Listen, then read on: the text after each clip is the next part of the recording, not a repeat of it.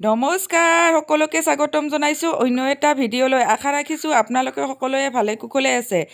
আজি আপোনালোকক দেখুৱাম বুলি ভাবিছোঁ বড়োসকলৰ এটা ট্ৰেডিশ্যনেল ৰেচিপি। আৰু এয়া হ'ল সৰু সৰু শামুক, আৰু শামুকখিনি ধুনীয়াকৈ ভালদৰে কাটি বাছি লোৱা হৈছে আৰু চাফা কৰিও লোৱা হৈছে। এয়া হ'ল মছলা, এয়া আদা নহৰু জলকীয়া আৰু এইপিনে জিৰাৰ গুড়া, গৰম মছলা, মান ধনিয়া, আৰু ইয়াত তেল আৰু পিঁয়াজ দি এনেদৰে ধুনীয়াকৈ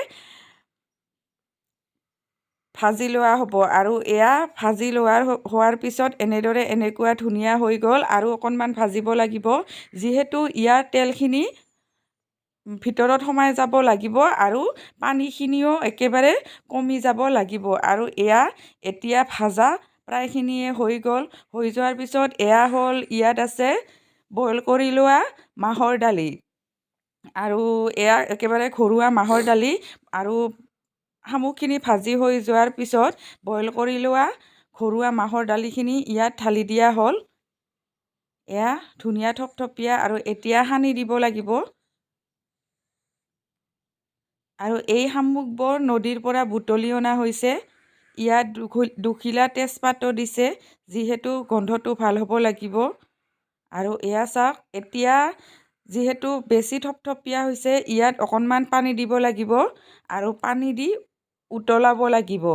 আৰু উতলি অকণমান আৰু পানী শুকাব লাগিব, তেতিয়াহে ধুনীয়া আঞ্জাখন সোৱাদযুক্ত হ'ব। আৰু এতিয়া ইয়াত দি দিয়া হ'ব গৰম পানী, যিহেতু গৰম পানী দিলে ভাল। আৰু এয়া গৰম পানী দি দিলোঁ। আৰু আঞ্জাখন একেবাৰে বেছি জুলজুলীয়া হ'ব নালাগিব, তেতিয়া খাই ভাল নালাগিব। আপোনালোকে বাৰু খাই পাইছেনে শামুক চকুৰ কাৰণে, চকুৰ পাৱাৰৰ কাৰণে খুবেই ভাল হয়। আৰু এতিয়া মেইন বস্তুটো হ'ল ইয়াত অকণমান খাৰ দিব লাগিব। আৰু এয়া হ'ল কলৰ খাৰ, আঠিয়া কলৰ খাৰ।